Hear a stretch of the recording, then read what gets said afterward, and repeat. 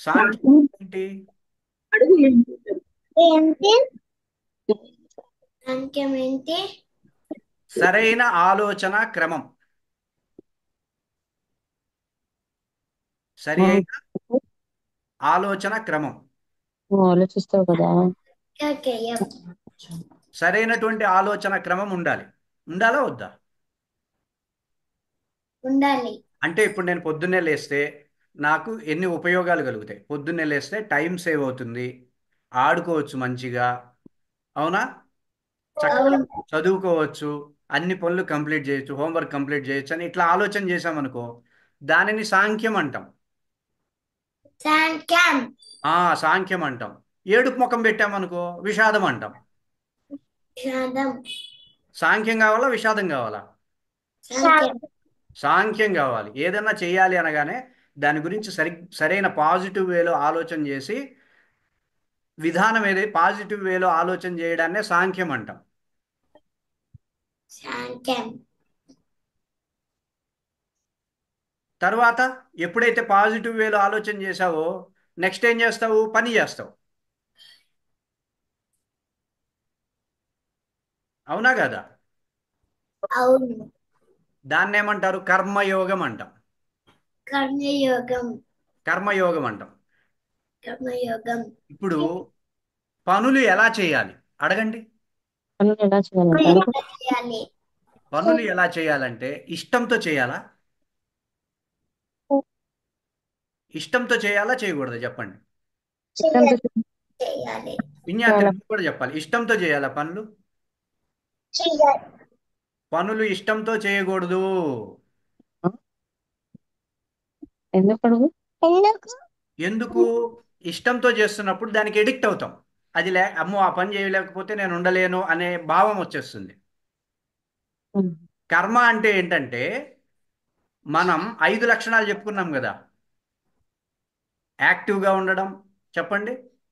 తెలివిగా ఉండడం, ఏకాగ్రతగా ఉండడం, యాక్టివ్గా ఉండడం, తెలుసుకుంటూ ఉండడం, క్రియేటివ్గా ఉండడం. చెప్పండి 5 లక్షణాలు. తెలివిగా ఉండడం, తెలుగులో ఏకాగ్రతగా ఉండడం, ఏకాగ్రతగా ఉండడం, యాక్టివ్గా ఉండడం, యాక్టివ్గా ఉండడం, తెలుసుకుంటూ ఉండడం, తెలుసుకుంటూ ఉండడం, క్రియేటివ్గా ఉండడం. క్రియేటివ్గా ఉండడం. ఈ 5 లక్షణాలతో చేసే పనిని కర్మ అంటారు. కర్మ. కర్మ. ఈ 5 లక్షణాలని పోగొట్టుకొని చేసే పనిని వికర్మ అంటారు. కర్మ. అర్థమవుతుందా? ఏమంటారు? ఈ 5 లక్షణాలు లేకుండా చేసే దాన్ని ఏమంటారు? వికర్మ అంటారు. కర్మ. ఆ నేను చెయ్యను, నేను పనులు చేయను అని కూర్చుంటే దాన్ని అకర్మ అంటారు. అకర్మ. ఆ ఇప్పుడు మీరు కర్మ చేస్తారా, చేయరా? చేస్తాం. చేస్తా. అంటే, కర్మ చేయాలి. కర్మ ఎట్లా చేస్తాము? 5 లక్షణాలతో చేస్తాం. తెలివిగా ఉంటూ కర్మ చేయాలి, తెలివిగా ఉంటూ చేయాలి, అవును. ఏకాగ్రతగా ఉంటూ చేయాలి, యాక్టివ్గా ఉంటూ చేయాలి, తెలుసుకుంటూ చేయాలి, క్రియేటివ్గా ఉంటూ చేయాలి. అవునా? అవును. అంతేగాని ఇష్టపడుతూ చేస్తే, ఇష్టపడుతూ చేస్తే ఆ పని మాత్రమే చేస్తాం, మిగతా పనులన్నీ అయిష్టంగా చేస్తాం. అవునా కదా? అవును. అలా చేయకూడదు. ఇప్పుడు తెలుగు ఇష్టం, సైన్స్ ఇష్టం, మ్యాథ్స్ ఇష్టం అనకూడదు. మనకి అన్ని సబ్జెక్ట్స్ ఒకటే. అర్థమైందా? అర్థమైంది. 24 గంటలు ముఖ్యమే కదా మనకి. అవునా అవును. కదా? అవును. సో మనం కర్మ ఎలా చేయాలంటే ఈ 5 లక్షణాలతో చేయాలి. ఇంకా కొంతమంది ఎలా చేస్తారో తెలుసా? దుర్యోధనుడిని పెట్టుకొని చేస్తారు, భీష్ముడిని పెట్టుకొని చేస్తారు, కర్ణుడిని పెట్టుకొని చేస్తారు పనులు. చేయొచ్చా? చేయకూడదు. వాటిని దుష్కర్మ అంటారు. అవి దుష్కర్మ. చేయకూడదు అనమాట, దుష్కర్మలు అనమాట. దుష్కర్మలు. ఆ ఒకటి, చేయకుండా ఉండడం అనేది మంచిది కాదు.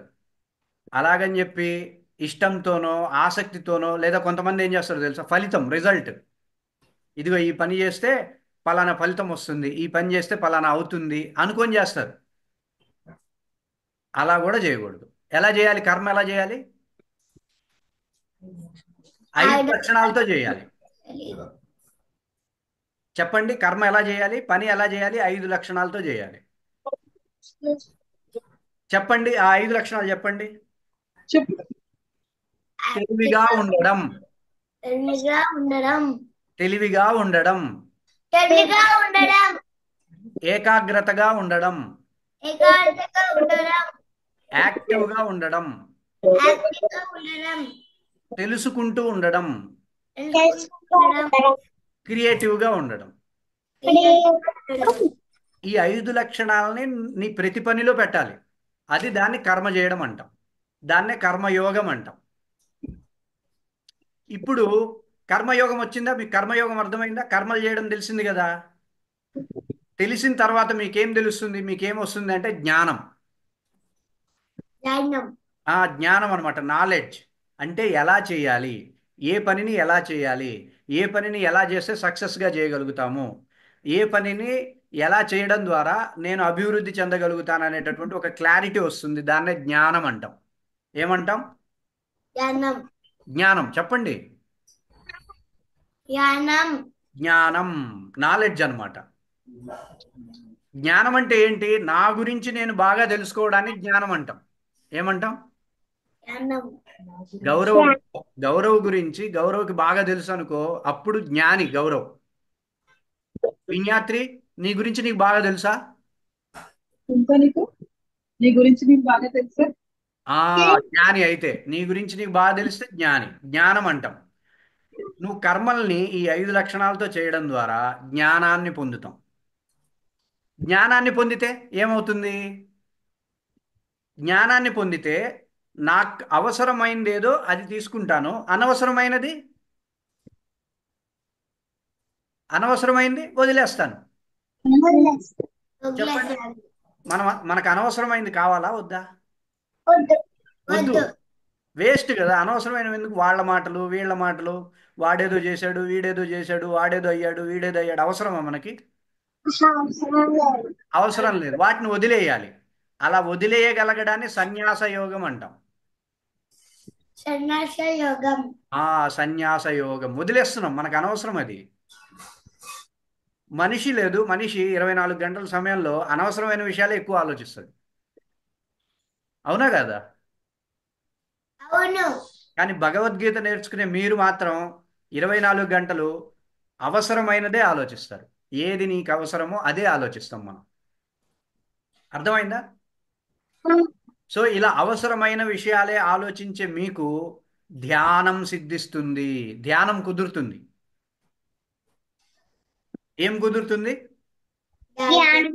అంటే ధ్యానంగా అసలు ఏ డీవియేషన్ లేకుండా, ఏ ఏకాగ్రత మిస్ కాకుండా ఫోకస్డ్గా ధ్యాన స్థితిలో ఉంటూ చదువుకోగలుగుతారు, ఆడుకుంటారు, పనులు చేస్తారు, ఎంజాయ్ చేస్తారు, ఆనందిస్తారు. అర్థమైందా? ఇది కర్మశక్తం అంటే.